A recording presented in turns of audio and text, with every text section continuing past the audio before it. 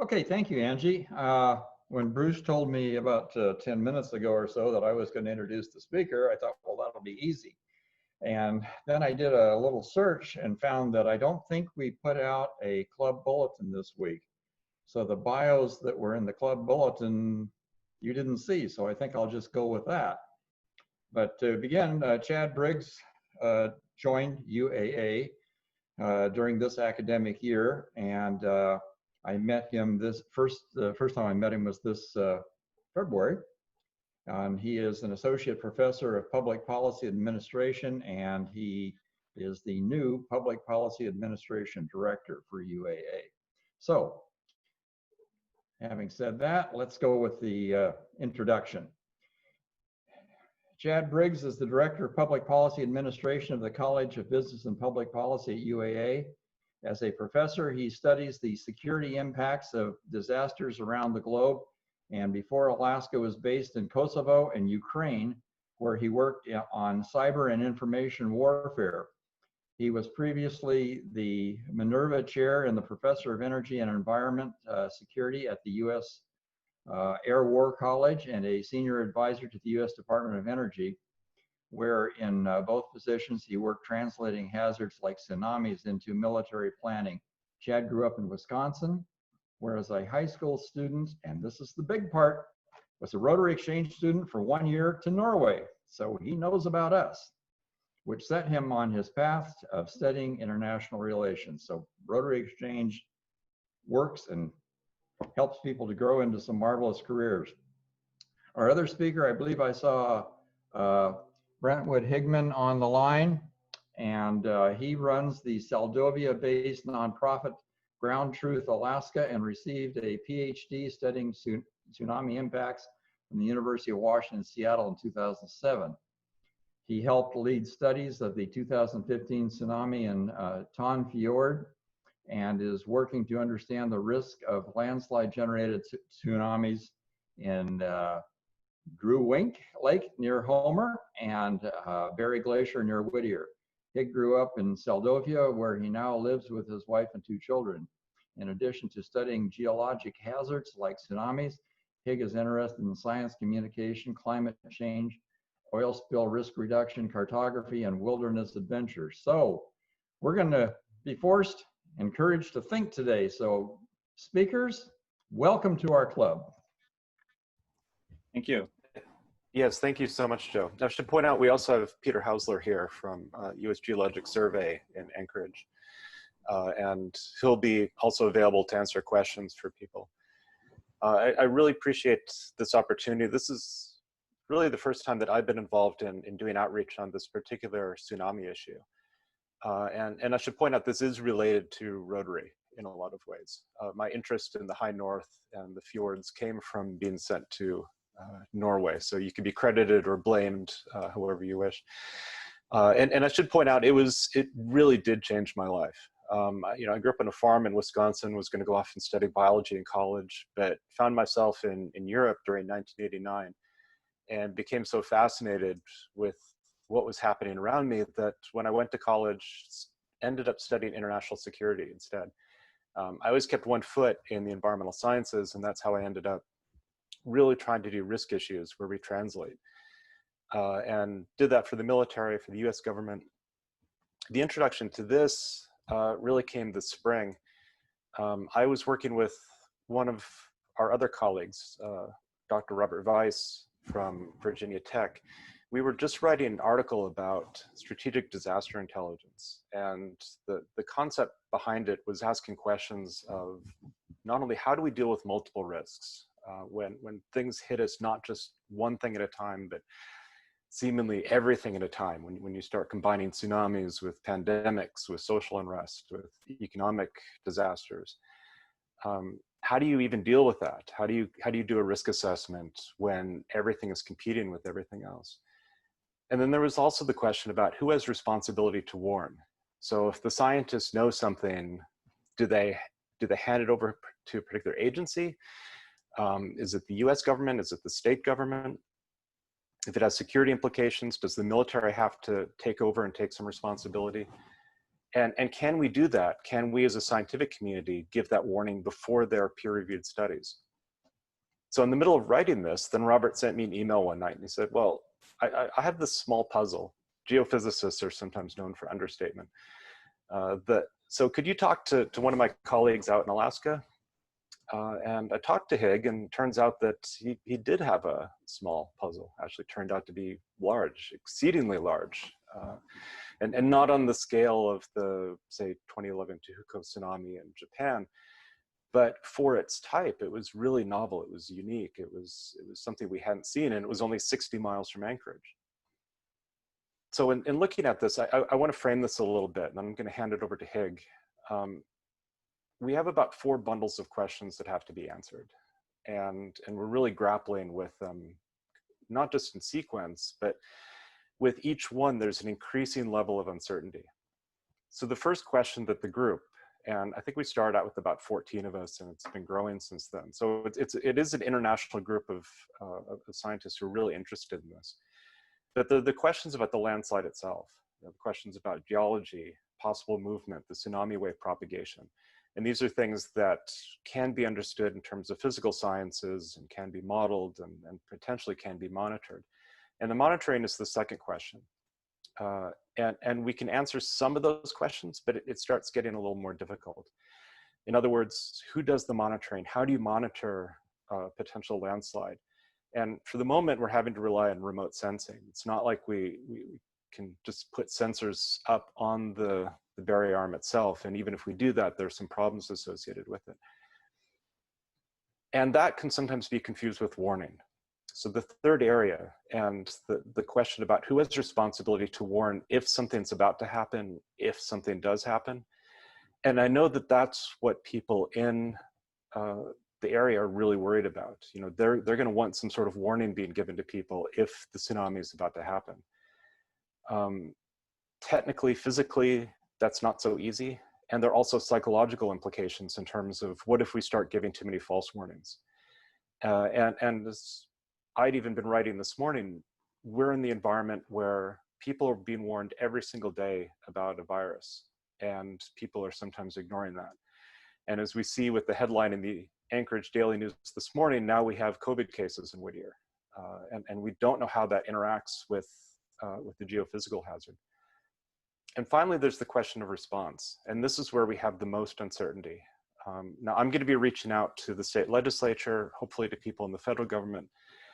But that's an iterative process, meaning if we have questions about what do we do to mitigate this risk, what do we do in terms of evacuation plans, what do we do in terms of contingencies for if things start to go bad and it impacts things in Prince William Sound.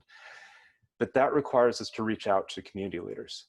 And that's why Joe and some other people at the business college had decided that we needed to reach out to groups like Rotary, to the World Trade Center, to the Chamber of Commerce, and talk to you, because these aren't just questions we can answer. It also has to do with the people who are part of the Anchorage and Whittier communities, who understand how things work in Prince William Sound. I admit I'm a newcomer myself, so I don't have all the answers. And this is the first step in that process. So we would at least like to start with talking about what we know about the risk and the landslide arm. And for that, I want to turn things over to Hig, who really should get credit for doing the initial work on this. Well, Hig and his sister, I think, right? So Hig, if you could introduce everyone to the science of landslide tsunami risks in Barrier Arm.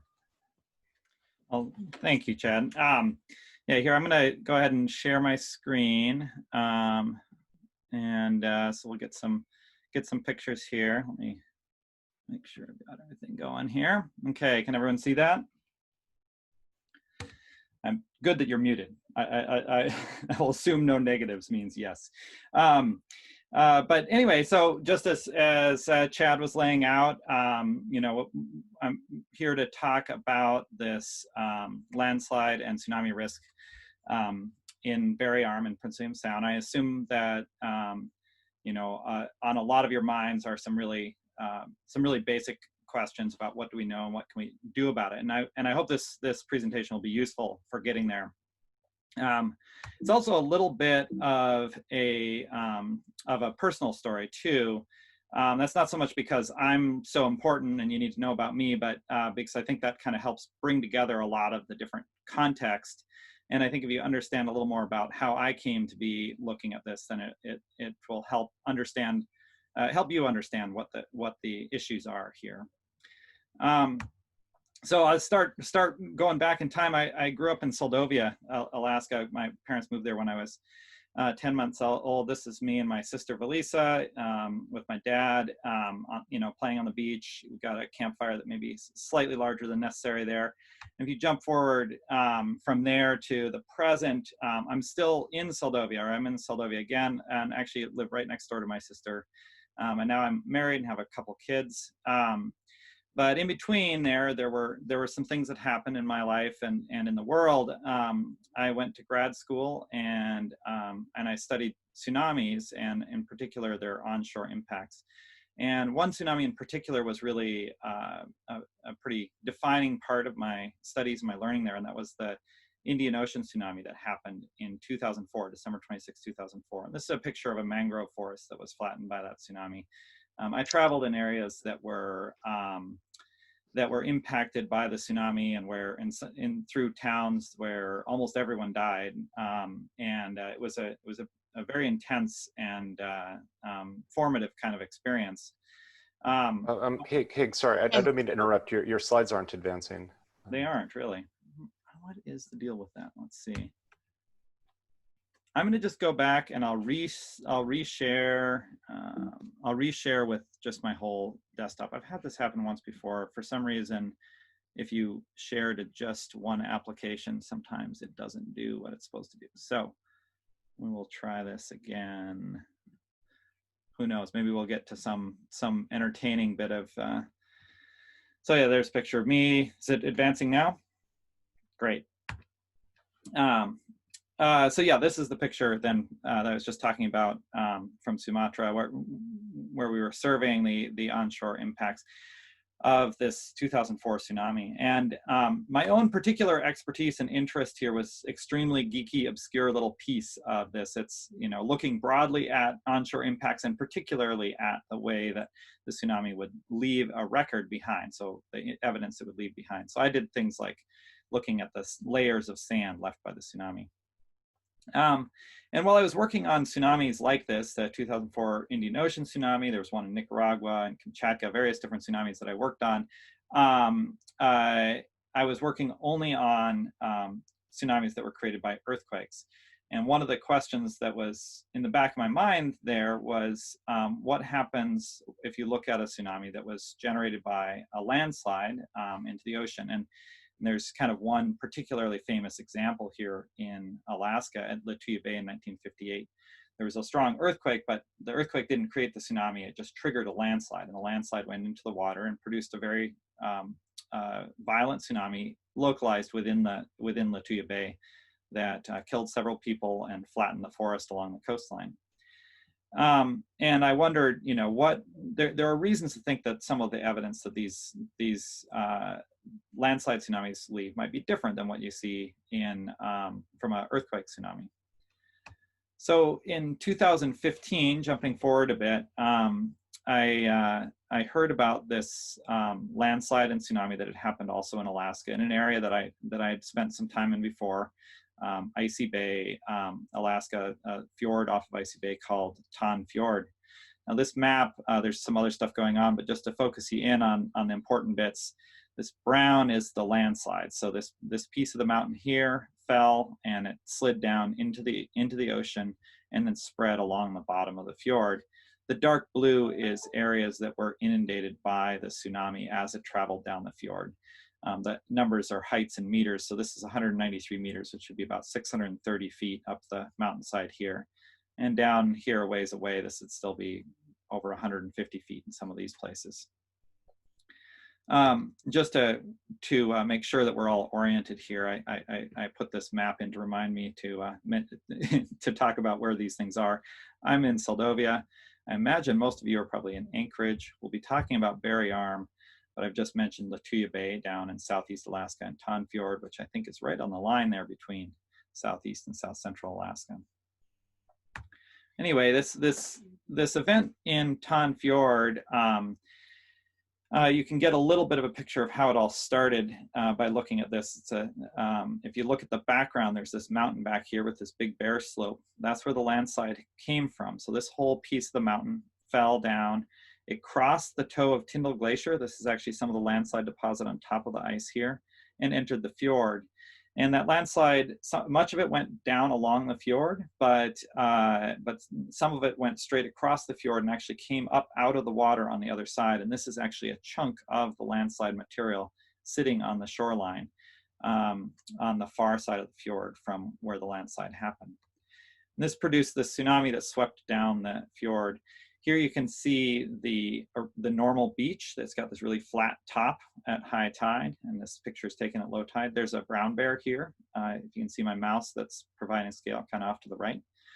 And the tsunami swept in further and pretty much removed the forest on the coastline there. This is a place actually where the impacts are relatively small. If you go other places in the fjord, you see really dramatic, huge areas of landscape that were stripped clean of forest, where a lot of rock and stuff was moved around. And so this is what my focus was here, is basically being a geek, trying to understand what are the effects of this really violent wave as it comes on shore. And so this is some of the mapping that I was involved in doing, along with a lot of other people. Peter Heusler was there in the field, and many other people who are now involved in trying to understand Berry Arm were active in this project. And so in a lot of ways, this was kind of a chance for a geology geek to have a lot of fun, because this is a remote place, and fortunately no one was present at the time that this landslide and tsunami happened. And so the sort of sociological questions are some of the questions that Chad was kind of laying out at the beginning. They're very theoretical here. You know, we can say, well, maybe this would apply, maybe some of the same things would apply in a place where there are people, but fortunately there wasn't even any infrastructure really damaged here. I got to go and like study the sedimentary deposits that I'm so interested in. Now, one of the interesting pieces of science that I think is a very important one to understand that comes out here is the relationship between events like this and glacial retreat. Now on this map, there's a lot going on. It's a little subtle, but there are a couple of white dashed lines here, and they have a date next to them. So these are where the glacier was at different points. So in 1969, the glacier filled most of the fjord that you can see here. 1983, it had moved back to here. And it didn't reach roughly where it is now until about 1991. And even at that point, it was still retreating. It wasn't retreating horizontally, but it was getting a lot thinner as the ice melted.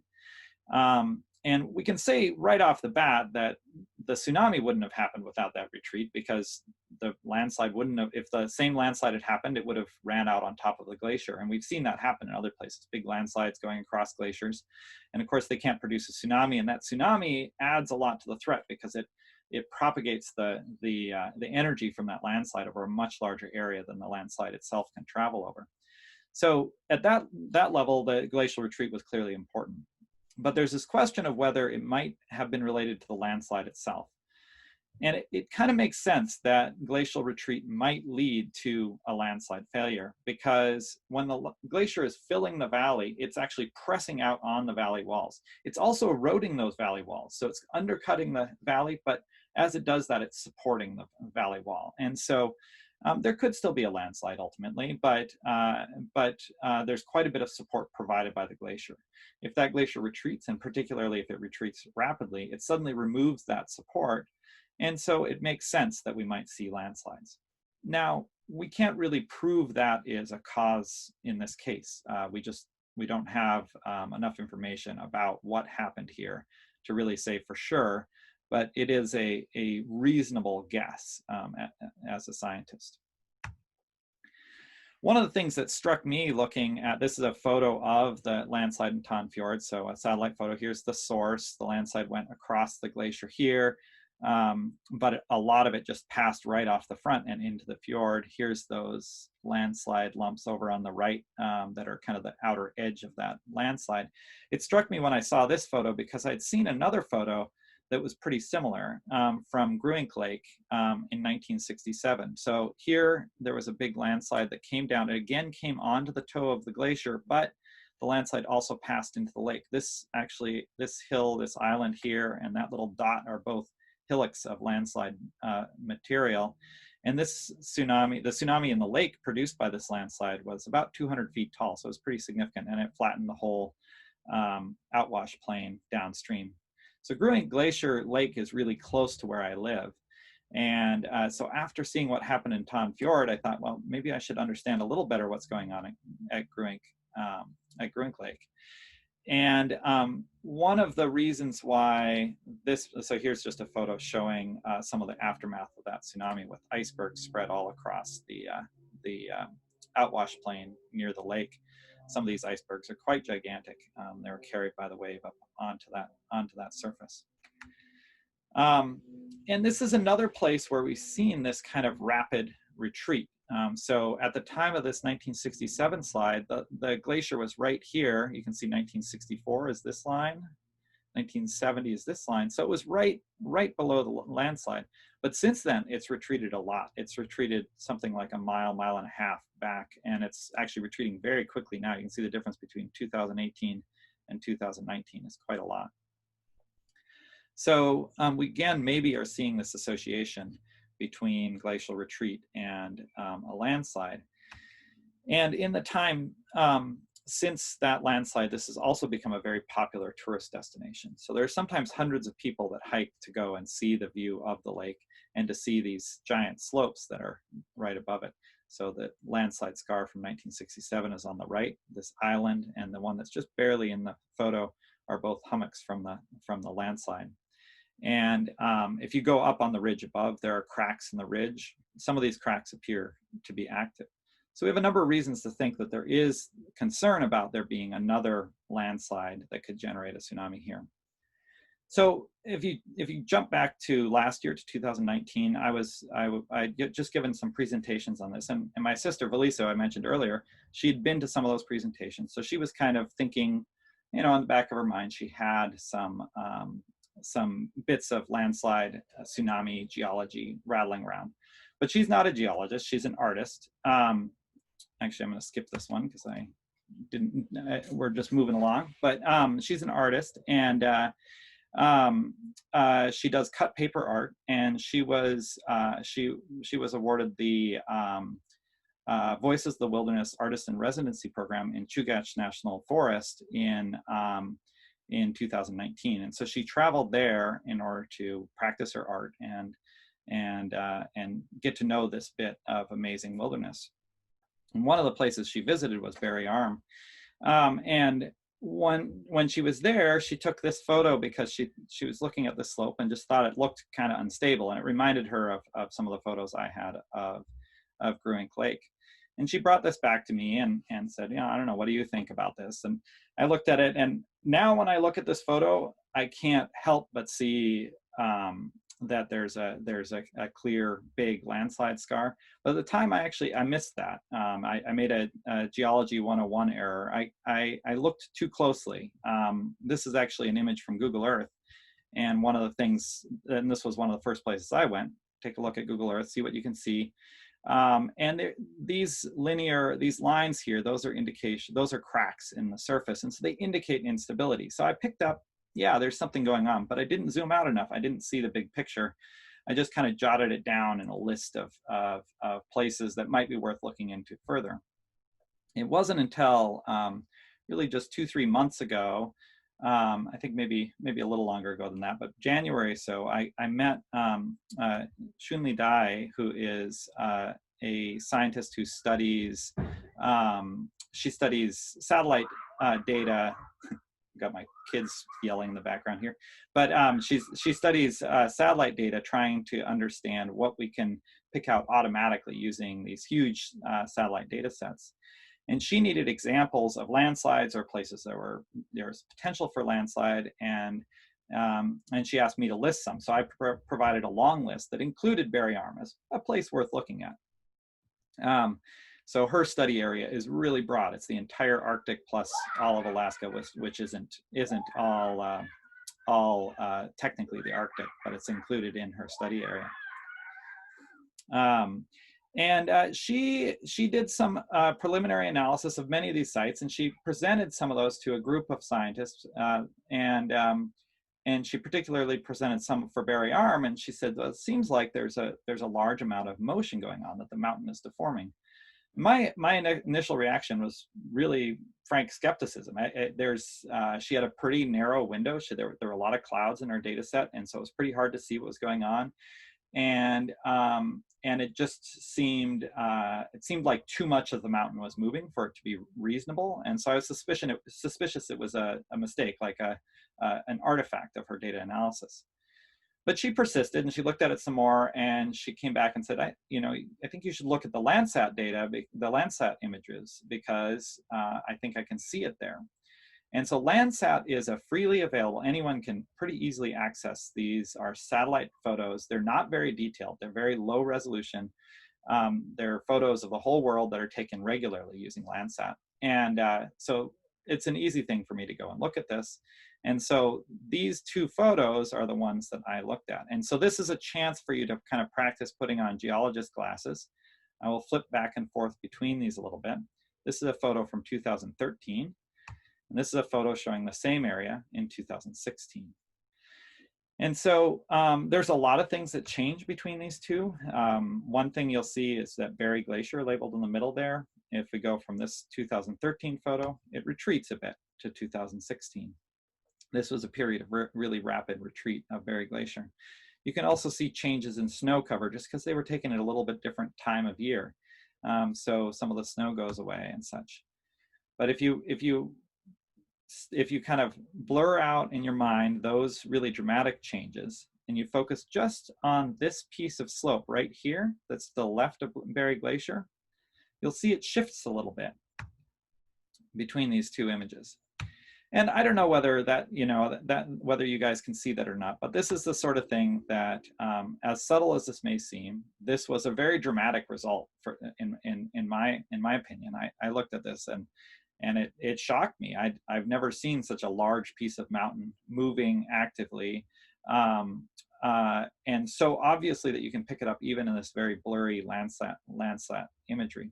So I sent these two images around to a lot of people.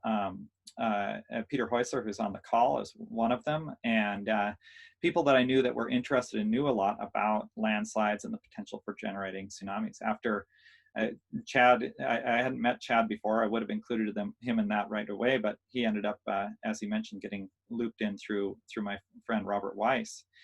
And a lot of these other scientists who've studied this sort of thing were very interested in this, and immediately we started doing what we could to try to understand what was going on. And so this brought a lot of different pieces of expertise to bear on this. So very quickly we realized actually this landslide, which is defined by something called a scarp, a band of steep elevation along the top, was actually really obvious. I could see it in photos that even some, Peter actually had photos that he had taken in the area a few years ago, and we could see this in many different ways. We could even see it looking back at historic photos. So it's not apparent back in as far back as 1910, but we can actually see something of a scarp running right along here in 1957. And Shunli did some more work where she took and compared the glacial retreat in this area. So this graph, time goes upward. So here's this is the glacier front where it sat for a long time in a constant position, and then over the course from 2005 through 2016, it retreated quite quickly to a position where it's now stabilized a bit. And she could compare that to motion of the landslide. And so she similarly sees there's some stability in the landslide. It isn't moving very much, or hard to detect with this technique anyway. And then it rapidly moved. And it seems relatively stable now, although there does seem to be maybe some continuing motion in this. we've actually done other analyses since then where we've confirmed that it is continuing to move, although not at the rate it did during this period of really rapid retreat. We also compared it to other landslides and tsunamis that have happened in Alaska.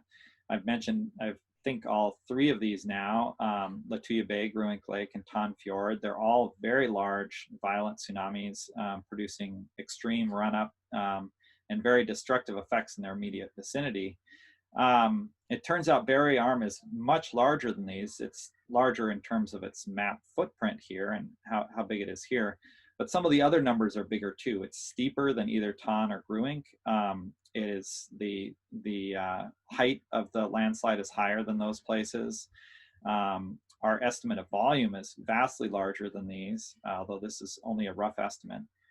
So we think that if Barry Arm, if that failure happened all at once, it would be a much larger event than these other ones. Now, one thing that this led to is we talked to tsunami modelers, and in particular Pat Lynette, and he made an initial model of tsunami propagation if there was a landslide here. That change in color is just related to a change in scale. But and so he, whereas my initial focus was solely really on the area very near to Barry Arm, because that's what we had seen in some of these other cases, that, you know, that there have been very violent impacts locally, but that then those had dissipated really quickly.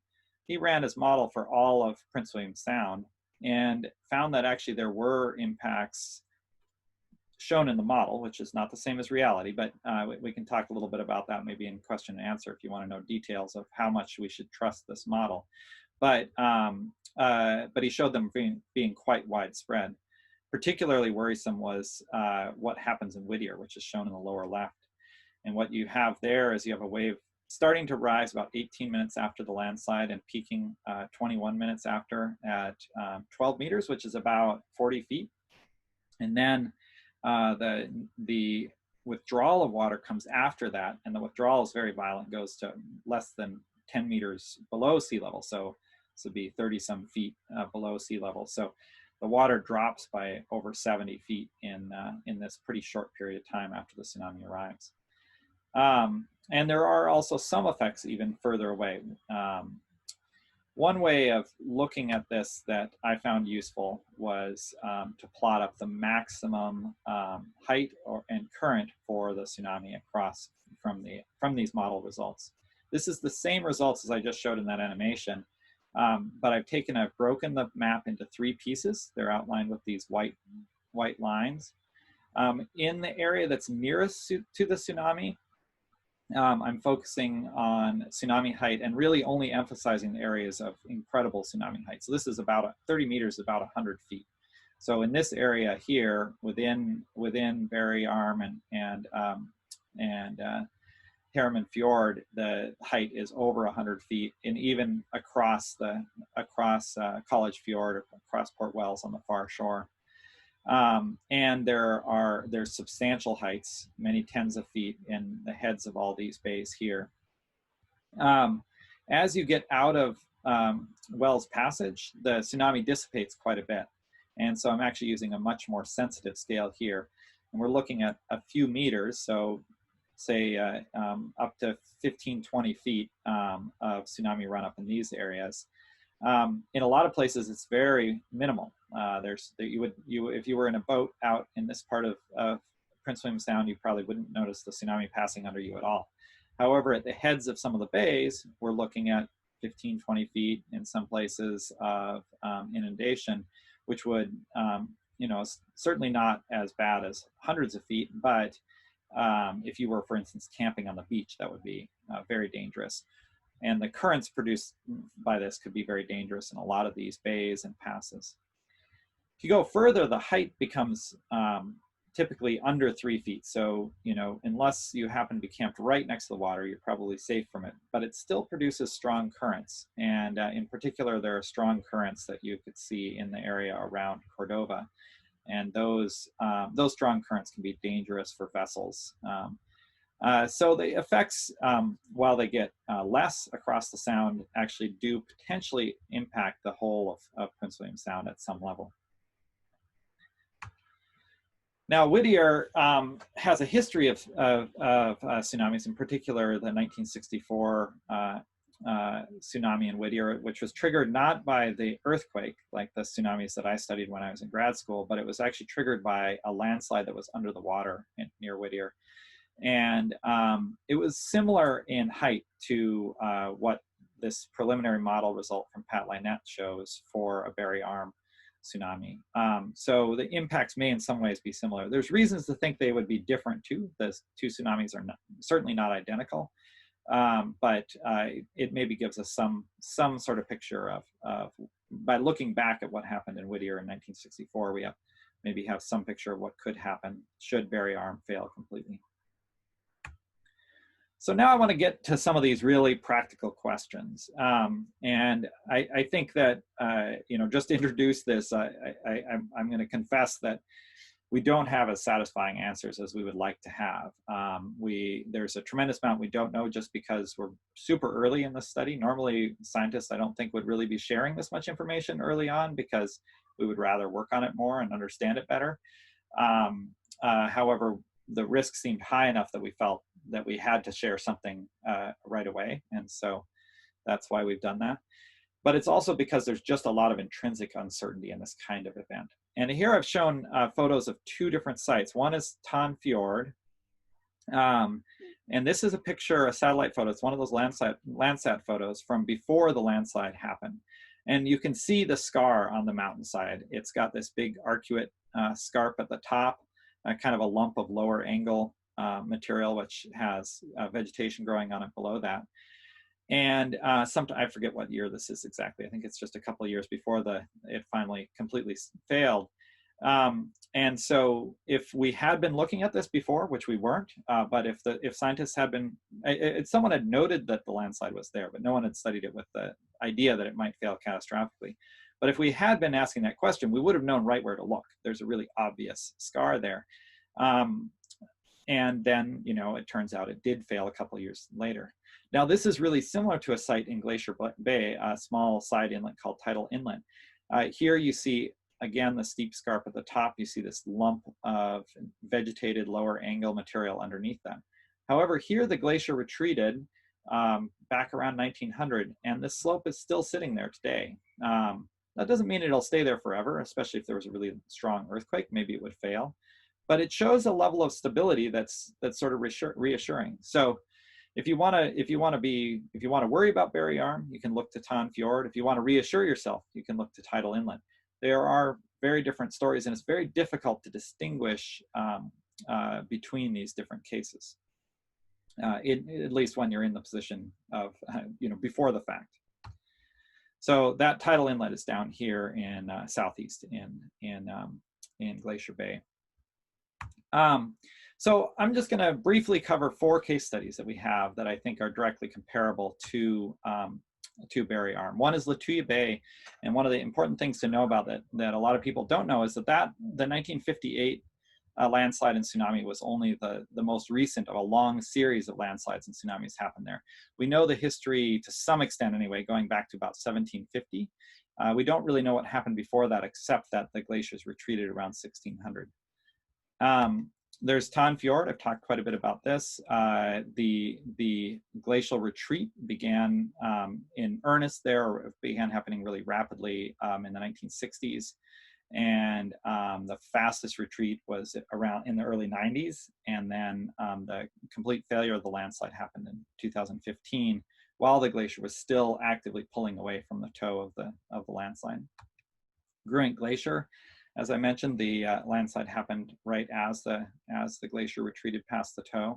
And then Tidal Inlet, we don't have any, it hasn't failed, even though it's been 120 years since glacial retreat there.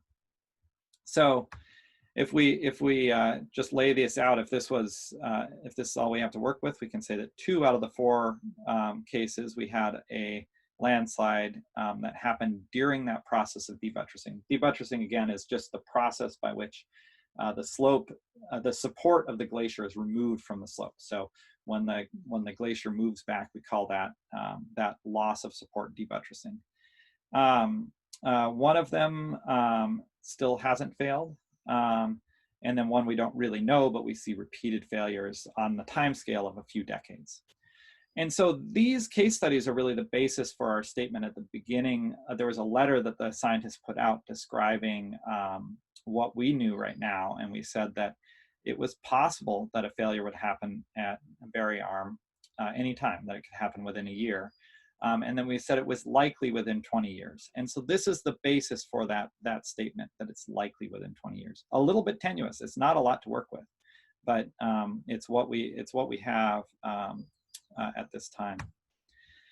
So I also note that these cases can tell us a little about triggering. Both Gruink and Ton happened during very rainy Octobers.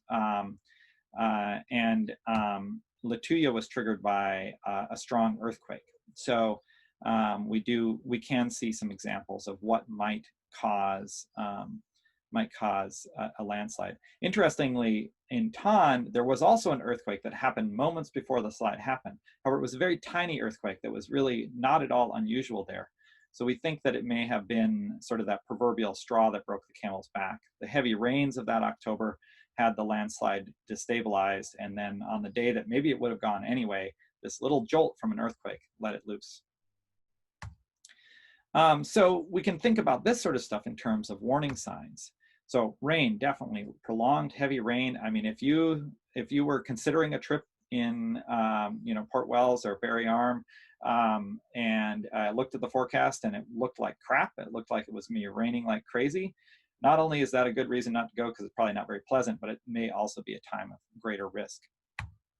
Strong earthquake shaking. If I was somewhere along the coastline of Port Wells and felt strong shaking that was really any earthquake, I would probably start moving to high ground or into deep water if I was in a boat at that time, because the earthquake may well be a trigger for this kind of landslide. And we're also seeing some landslides recently, including the one that just happened in Girdwood. Girdwood, if you heard about that, there was a large landslide that went down one of the mountains near Girdwood that seemed to be associated with melting. And hopefully this isn't really a factor for Berry Arm because it's low enough that it isn't so influenced by snowmelt in the warmer times of year. But if it were a factor, it would be a really scary one because this is something that happens during the most beautiful times to go and visit these glaciated landscapes. And so if rapid snow or ice melt is a factor, then that would be unfortunate. Now, these are all causal factors. So these are things that could actually trigger the landslide. There's also one warning sign I really want to put a little bit of emphasis on, which is minor failures. These aren't a cause, but they are literally just a sign that maybe something is going on. And I'm going to show you a couple of videos here. And so this video is, all right, I think it's going to play here. This video was taken in the Philippines. Oh, skipped it. Let's try it one more time here. Okay, by some people in a bus, and they were traveling along this road, and they noted, there were rocks falling ahead of them, so the bus stopped.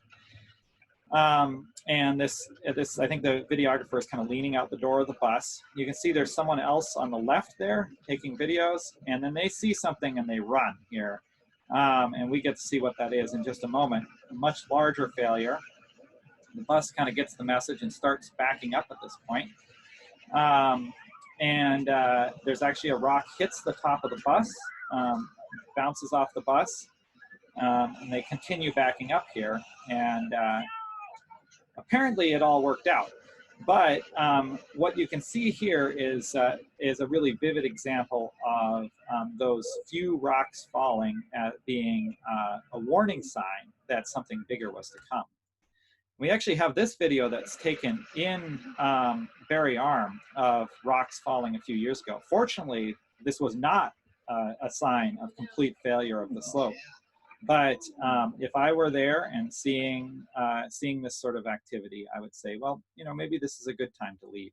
And that applies also to other places in Alaska where you might be near retreating glaciers. And if you see some small failures, that's maybe a good sign that better safe than sorry. It's a good time to leave. So what can we do to prepare for this? This actually, Chad and I didn't coordinate on the details before this, but this is going to parallel some of his introduction here. The first thing that we can do that's kind of most straightforward is better understand the site. And this would help a lot in terms of understanding what might control what sort of factors are influencing the landslide, and also would help us greatly improve our tsunami model, which has a lot of uncertainties, particularly in terms of the source. And then there's monitoring. So there's the question of putting instruments on the slide mass and trying to see what's happening. And it is not uncommon to see an increase in motion just before a landslide failed. In a way, we've gotten kind of lucky that we didn't notice this back in 2009, because if we had, what we would have seen is really rapid acceleration, and it would have been, I think there would have been a very strong argument for making sure nobody was in the area throughout 2009 to 2015 or so. But it turned out the slide didn't happen then, and so a lot of people were able to go and enjoy the area without knowing that they were at risk. So in a way, we got lucky there. And then there's the question of a warning system. And as Chad laid out, this is a really difficult problem. And actually, there are technical aspects to this. There's actually, like, the technology of doing this is a pretty open question. The place in the world where this has been best developed is in Norway. And the photo on the right here is actually a photo of a landslide that happened, I think it was the beginning of this year, not that long ago anyway. They called it the Little Man landslide. There's a village out of sight in this photo down at the bottom, which they managed to evacuate before this landslide happened. Fortunately, the rocks didn't quite reach the village, so everything worked out great. They got their warning right, people evacuated. However, this was the 16th time that they had issued a warning. So they had had 15 false alarms before they actually managed to warn that there was going to be a landslide, and they were right. And so one question I get a lot, so I just want to address very briefly, is could we just go out there and trigger it on purpose? Just say, okay, everyone leave Whittier, make sure you're not hanging out in the Sound. We're going to pick a day when no one wants to be there anyway. We'll just blow this thing up, get it over with. And people think about avalanches, for instance, as a case where we do that. It's not that it's necessarily completely technically impossible to do this. However, practically, I think it is impossible. You would have to, for instance, know that you were going to succeed. If you go out there and you detonate some explosives and it doesn't move, and then everyone goes home, and then it fails 2 weeks later, you may well have been the cause of that. Or maybe you go and you blow it up and it fails, but you'll never know if it would have never failed. Maybe it was another tidal inlet and nothing would have happened for a very long time. So I don't think there's anyone eager to take the responsibility of going up and blowing up this mountainside. Not to mention that the Forest Service permitting would probably be elaborate. And so what are we actually doing? We've actually worked with some of the companies that do satellite monitoring, and there is now repeat radar and satellite photography for the site. That's going to be happening every month, and so hopefully that will give us a lot more information. LiDAR is a technology from an airplane where you can map in a great deal of detail the surface of the Earth. You can even see through bushes and stuff. And actually, the first LiDAR survey has already happened. Chris Larson at UAF flew LiDAR a few days ago, and we're hopefully going to get 3 such surveys this year, which will really help us see to sort of characterize the slide mass and see what's going on. The USGS, including Peter, who's on this call, have plans for marine surveys. I'll let him speak to that if he'd like a little later when I finish up in a moment here. We have a variety of ongoing efforts by a number of scientists, myself included. We aren't getting paid to do this. We're just kind of piecing together whatever projects we already have going, whatever data we can find, and trying to understand what the risk is. And so, for instance, there is analysis of radar data going back in time that Milan Martis has done that shows that the slide is continuing to move, at least up until pretty recently last year. And we're also pursuing funding for monitoring instruments. So GPS stations, that's what's an example of one is shown on in the photo at the right. That is being led by Alaska DNR, and they still don't know what their funding situation is. Of course, they've got, you know, pretty extreme restrictions on what money they have available, but they are working hard to piece together enough to install some instruments like this. And we're also looking at pursuing National Science Foundation funding for further research, and that would probably be looking towards the future, towards next year. And part of what we would like to do there is to put this site into context of other similar sites and try to understand the risk more broadly rather than just focusing in on Barry Arm, although Barry Arm would be kind of a central example that we would use. So I'll end there. I hope I've left time for some questions. There are, you know, this is very much from the first person here talking about my own perspective on what's going on, but there is a huge amount of effort going on that's not me. There's many people. I can't possibly acknowledge them all. I haven't even listed them all, though I tried to catch a lot of the most important ones here in this list on the left. I hope we can go to questions, and also I'm happy to get emails. I put my personal email in the lower left here if you would like to ask something offline or ask for images and such afterwards. So thank you all for joining me. Thank you. Okay, that was a great presentation. Do we have any questions? And if so, Janine will call on you.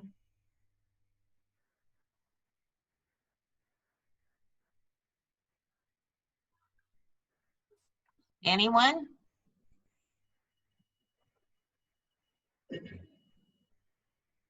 All right, Kevin. Kevin. Got it. Just can I just have the brief explanation? What's the difference between landslide and avalanche, just as you referred to it there a little bit towards the end? You know, those terms are used in various complex ways, but what I'm meaning is a snow avalanche. So people do use explosives to release snow avalanches, and certainly there's unpredictabilities there and such as well. But if the avalanche doesn't happen, you know, it doesn't happen. It's not too big a deal.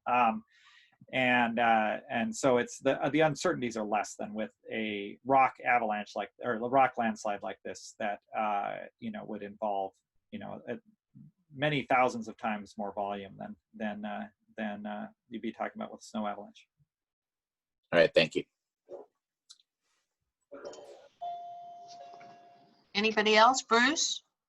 Yeah, it's such a mind-boggling presentation. I'm not even sure I know what to ask, but seems like with all these satellite images and whatnot, this whole study must be a relatively new phenomenon, and you can go back not very far by looking at these images, but what a beneficial thing they are. And I suppose that's true. The other thing I was curious about is, being a geologist, how do you learn to think in hundreds of years instead of a lifetime or whatever, if that makes sense? Oh yeah, well, you know, I think that's actually one of the central challenges as a student of geology is how do you move into other timescales? You know, not just hundreds of years, but even millions of years or billions of years, and you know, and then also into different spatial scales. You know, I was trying to think about how to explain what 500 million cubic meters would be, and I think that it's actually maybe somewhere similar to, or maybe about twice as much as all of the volume of space that's contained inside of buildings in Manhattan. But they're difficult things to address. One of the things that really helps is that you see processes at different points in their evolution. So if you can go out and, for instance, walk along a retreating glacier and see, you know, the way that the rocks there have scraped away at the bedrock, and then go and see, step back and see the shape of the valley as a whole,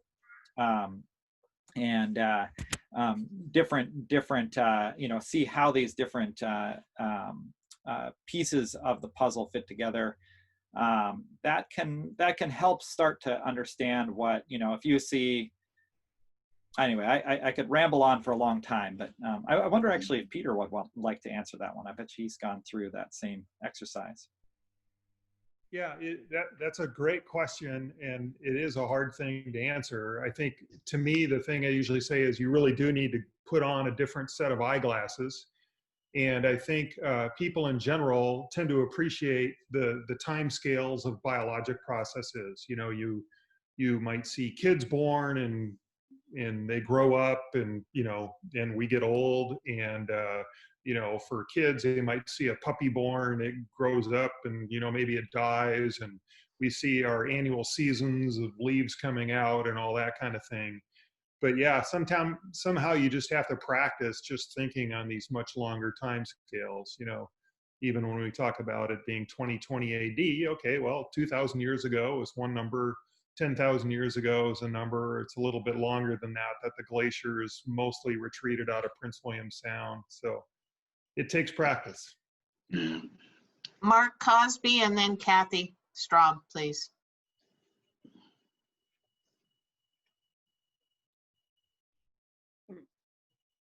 Mark, Mark? I'm muted. Mark, are you muted? Hey, is that better? There you go. We can see All you right. now. All right, Hig, thank you very much for that comprehensive, for the time frame that you had to work with. I noticed quite a few names that looked Norwegian. Are you coordinating with Norwegian geologists in the study here? Is there a similar geology between the fjords that we have here in Alaska and that we see in those countries? And are you coordinating as far as studying Earth movement between the two? I'd say that within our group, the stronger connection to other places that have this sort of thing going on is to Switzerland. Actually, Milan is Swiss, and then Anya is German, but has worked in the Swiss Alps a lot. And I would really like to have someone who's directly involved with the monitoring systems in Norway involved in this, but we haven't yet managed to recruit, I guess, such a person. It's definitely like looking to them as a model it seems potentially very valuable, and I'm very interested to do that. We've been discussing the way, like, where can we just get some basic information on how they put their monitoring together, and there isn't a lot that's published out there, so it's been a little bit of a challenge. Interesting. Thank you. My question is probably a little more practical. We hang out in Barry Arm 1 or 2 days every summer. Should we now find a new area to hang out? Well, I've had the same question for myself because I go to Gruink a lot, and I think it's ultimately just a personal choice, but there are some things you can think about, I think, that help frame that question. One is that you're probably not going to cause the landslide, and so for that reason, your risk is exactly proportional to how much time you spend there. So at Gruink, for instance, I do still go to the lake, but I go there and visit, and I don't camp on the lakeshore anymore. I used to go camping there. I've gone camping with my family. I've gone camping with my family during a horrible rainstorm in 2012. I'm very glad that it was not the trigger for a big landslide.